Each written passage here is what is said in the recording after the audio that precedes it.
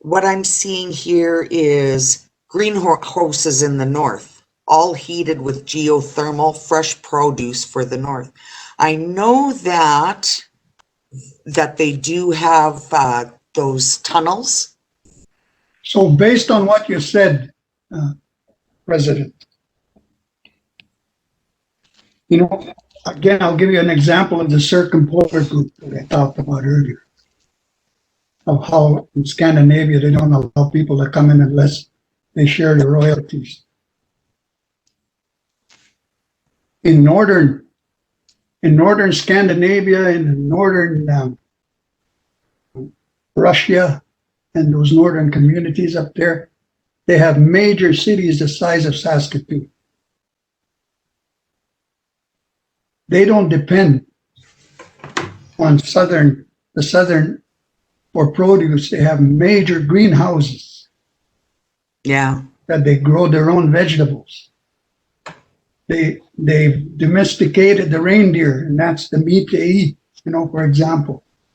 Those kind of things. So there's nothing saying in the north that they can't develop their large greenhouses and support all the produce for the mines. You know where they come from? Saskatoon. Yeah. Why can't they come from northern Saskatchewan? You know? Right. And that could be a major industry. Exactly. And that would create wealth. One of the comments is, wealth is built by a land base. We have to have a land base we can call home and build from there. One of the, you know, and this is what I've heard before, but then this goes back to the Royal Proclamation and 1763, that the West belongs to the Indians. So we do have a land base. Everything west is our land base. You know, anything, and you know, you see the Crown selling off the land, you know, so and you know, that's stuff that we can, you know, approach the government about and say, okay, no more selling anything. It belongs to us. And the territories they set up Nunavut. But in northern Saskatchewan, if we ever set up a system, we'll call it none of it. I know where you're. We never get anything, so it's none of it. Good idea. Good idea. I think we have to take a very proactive approach and not just sit back and okay, we're going to take this $5 from your million. We have to be very proactive and be involved and be engaged and be representative and be at those tables and not just, you know, sit back and wait for a check. We have to make the agreements to our liking as well. I notice Robert's on now, so I'll just keep listening, because one thing I've learned is sometimes you got to be a good speaker, but sometimes you got to be a good listener. So I haven't been participating in a full conversation, but I'll jump in when you know, like you had that one article about those small nuclear reactors. I think they're bad news. Well, we always think that the first thing that comes to mind is Chernobyl, right? Well, I mean, how do you regulate that? And what happens if you lose a couple of nuclear reactors on a flatbed? Yeah. And I mean, there's so many things that could happen. And they haven't put the money into renewable technologies as far as I'm concerned. It's just more of big corporations just pushing their own agenda, whichever way. And they've tried every kind of thing to push nuclear energy on this world. Yeah. So, and I think that's part of the biggest problem is you know, anybody who stays in touch with industry in the north, and that's the thing, is it's really hard to get information in relation to industry in the north. You pretty much have to be there to hear everything and know everything that's going on. Cluff Lake Mine decommissioned how many years ago now? 20 years ago? About that, yeah. Yeah, and the decommissioning was not done correctly. They had requirements they were supposed to meet. Those requirements weren't met. There's the tailings are seeping, rising to the surface. And, you know, so these are some of the biggest things that, you know, until we are fairly represented and until, you know, our voice is heard, because right now we've got people complaining and trying to make the government notice, and they don't want to hear it. Yeah, one observation, Madam President, is that we should be sending a letter to the Canadian Nuclear Safety Commission, CNSC, and just letting them know that our organization exists, and so we should get put on their mailing list to get all of their whenever they're having hearings and stuff like that, because there are resources to participate that would come from the Canadian Nuclear Safety Commission. Right. So we got a comment here from Rock. The main issue is the maintenance of that infrastructure. As soon as they run out of money, they cut the maintenance and disaster happens. I was in Europe when Chernobyl happened. So we, you know, there's Uranium City. What was that? 35 years ago, it shut down. No, they shut down Gunner Loreto a long time ago. And as a matter of fact, when I was with the Métis Nation of Saskatchewan, we went to every Canadian Nuclear Safety Commission hearing and did presentations. And it's important for organizations like AMNSIS to step up, because they've got these panels, these nuclear, I forget what they're called. They're local people on, and they're Buffalo. Really, they are. They're just mouthpieces for the nuclear industry. I forget what they were called, Alan. They're up in the north there. Each community has a member on there. But anyways, when we were forcing the issue of Gunner Loreto and the cleanup of it, because Rock is right. When the uranium mining industry stopped up there, they packed up lock, stock, and barrel, and they left everything the way it is, and they spent in excess of $150 million now cleaning up that place. Yeah, it's an advisory group, Robert. Yeah, it's an advisory group. And so just to give an example, when we were at the Canadian Nuclear Safety Commission, the Métis Nation of Saskatchewan was saying, look, hired local people there, listen to them about what they need, clean up that site in a manageable way, and empower those people that are on the ground there in Uranium City, and that the local group there that I was talking about, you know what they wanted? All they wanted was a statue commemorating Gunner Loreto. They didn't even talk about cleaning the site. They didn't talk about the effects of what the mining did, you know, nor anything about compensation to those communities or anything. So, you know, AMNSIS is in a position to really have a meaningful impact. And Alan knows that. Remember our fun that we had with the oil industry in Calgary and all those other places we went to? Man, we had a good time, man. Two Métis guys standing up to 7 lawyers, you know. Corporate lawyers. That's what happened. But anyway, just to add to what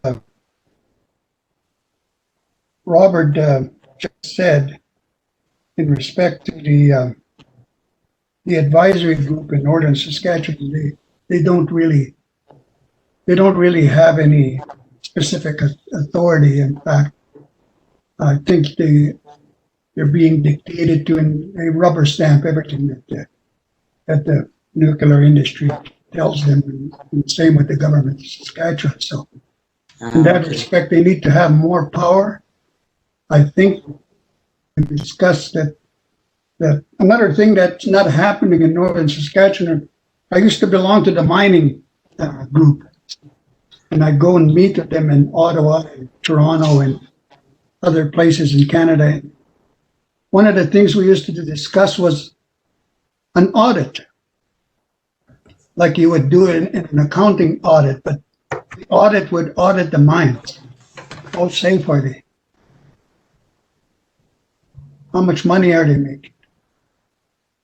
What's the employment sector like? What is the decommissioning? They did a table of all the responsibilities they had in that audit. And many times in our discussion, those audits were only, maybe they dealt with 20% of the audit. 80% was ignored. So we need to get into those audits as Indigenous people to say to them, hey, you have these requirements and responsibilities, et cetera, as mining sectors. Are you fulfilling those requirements and responsibilities? So we must challenge their audits, because they're not meeting the audits. They're only meeting 20% of them at the moment. Yeah. And that goes for Saskatchewan nuclear industry. I don't know if that happens in the potash industry. I can't say. Yeah, I'm not really sure what the deal is with the potash mines. It's really hard to say, but that's just one of the many things that we should be involved in. There's the mining industry in different forms: uranium in the north and potash in the south.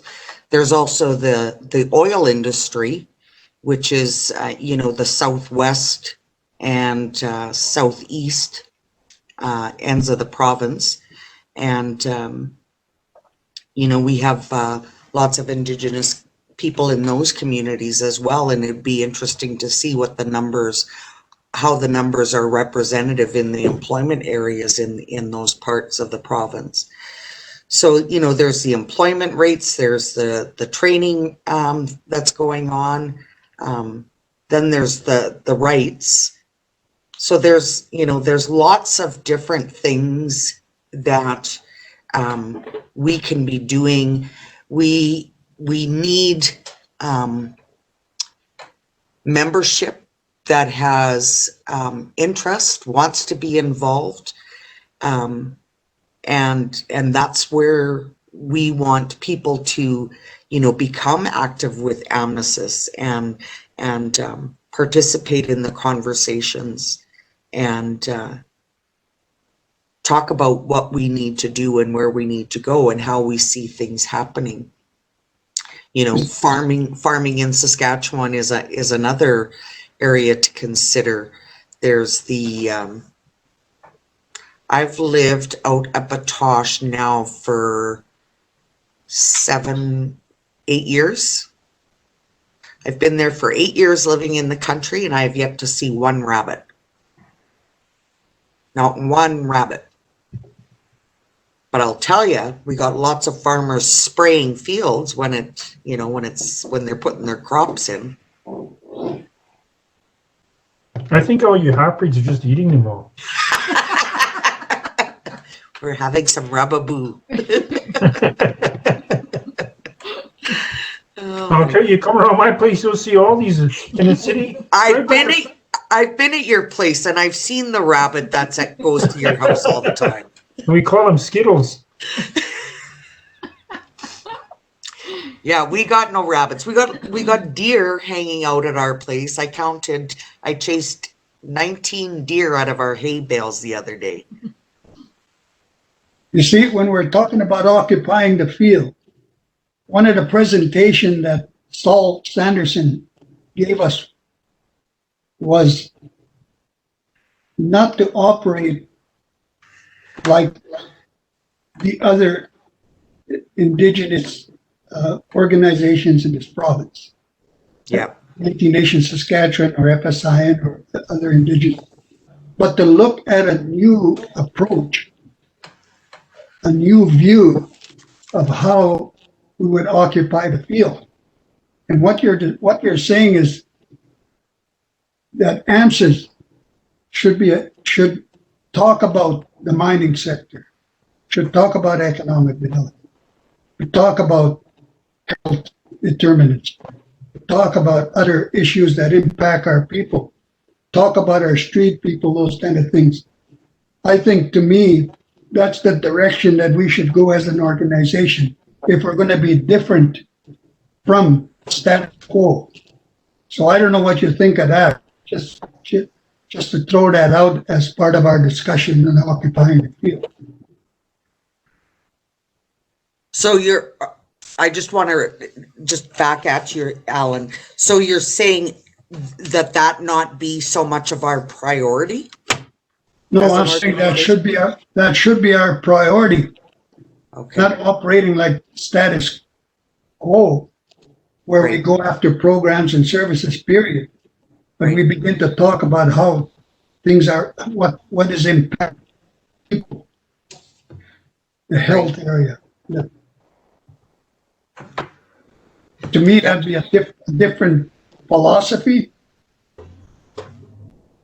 No Indigenous group has approached that, and that I'm aware of in my lifetime. You know, and one of the things, and I don't know if this has ever been done, I know that there's been observations made, but has a study ever been done in relation to cancer rates in the North? And because, a lot of the communities in the North are at ground zero. They're living right where, and working where these uranium mines are. So, where has a study like that ever been done and undertaken? Not that I'm aware of. But it'd be very interesting, though, just as just thinking about this. All those people that worked in those mines, they had those little patches that they had to, if they had too much Radiation, and they had to leave. It'd be very interesting to see the statistics based on that. How many people how many times they were exposed to the radiation, and how many times they had to leave and stuff like that. Other things that might be involved in that. It'd be very interesting to see the statistics on that. Yeah. But I don't believe that mining companies will release that stuff. And a lot of us have questions, Alan, and you could say this, you could make this observation too. A lot of people in the North are dying from cancer, especially a lot of these people that have been working in those mines. They are dying from cancer.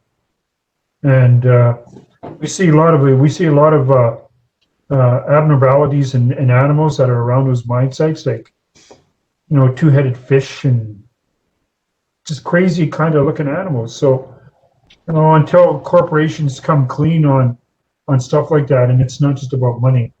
And I would say I totally agree with Alan. Our focus has to be on it has to be. We could call it baseline studies. Yeah, baseline studies, and it'd be very interesting to see if a Canadian Nuclear Safety Commission actually has any of those, Charlene. But I would just add, it's not just mines down up north, because actually, if you can believe it, a Northwest Territory gold mining company wanted to build a site down here by Saskatchewan by Dalmany. And they wanted to separate the gold from the ore or whatever with mercury. And they wanted to build these great big ponds right on top of an aquifer.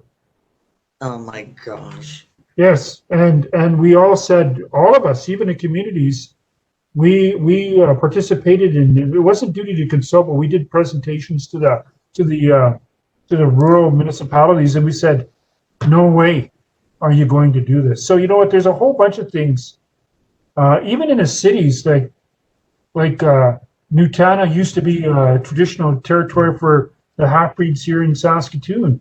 You know, so there's and all of River Street in PA used to be Métis river lots. And see, these are things that I've just, like, I've been learning about our Indigenous culture for a long time, and I didn't know that PA was river lots. I didn't know that in the Nutana area there was like a half-breed encampment there. I found out, I was on ancestry.ca and I was doing our family tree stuff, and I came across a news article about this. And one of the people in the news article was my great great grandfather, and he was camped there. I never knew that. I'd never heard that before. So there's so much history out there that we don't even know, and there's we need to be able to have money to pay for researchers. It's it's just craziness, all the things that are out there. Can I just make one more thing too? AMNSIS can be a leader amongst, and that's right. Patrice Flurry did actually in 1929. Patrice Flurry actually wrote a testimonial, and he said that Saskatoon used to be called Bois de Flesh, place of the flesh, that was a traditional buffalo hunting ground for Métis hunters of the plains.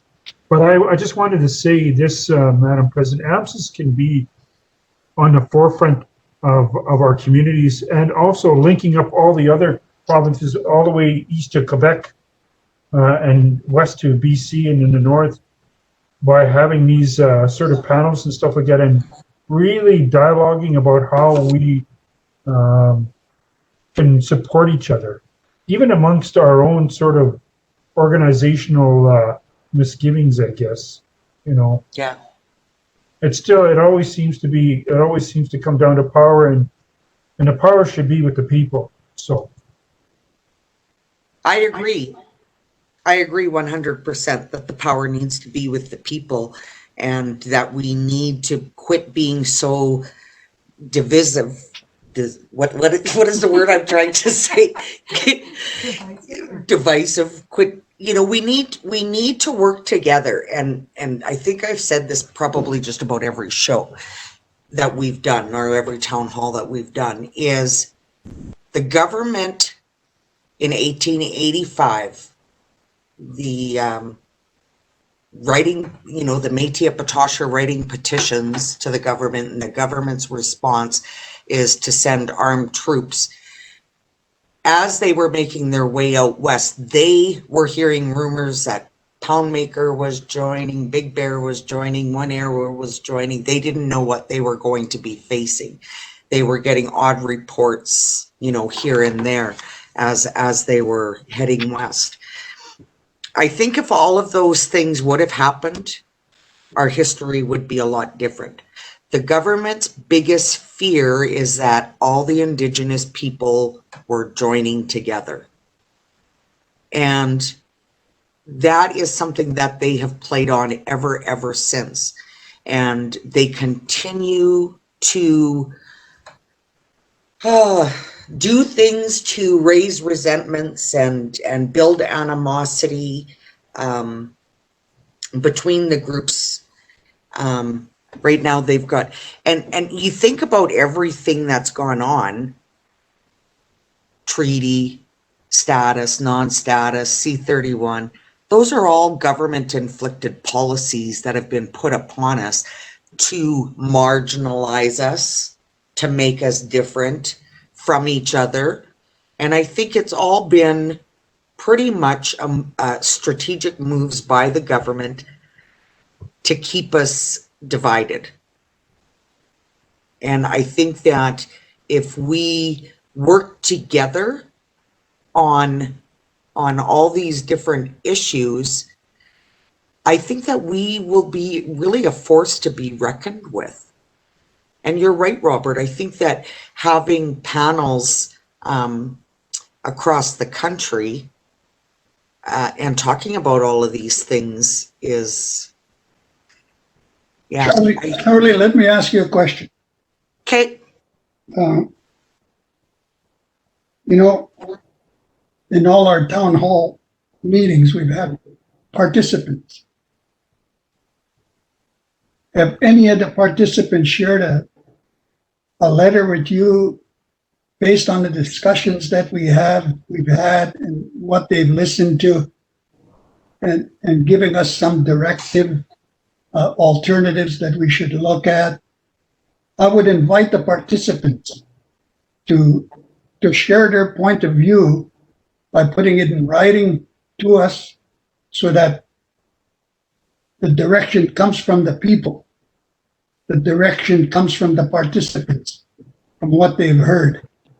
Because if we're going to go in a different approach as an Indigenous group, we have our views in our discussion, but I'm sure some of the participants would also like to share the way they see AMNSIS moving forward, the way kinship should look like, the way we should pursue development, the way we should pursue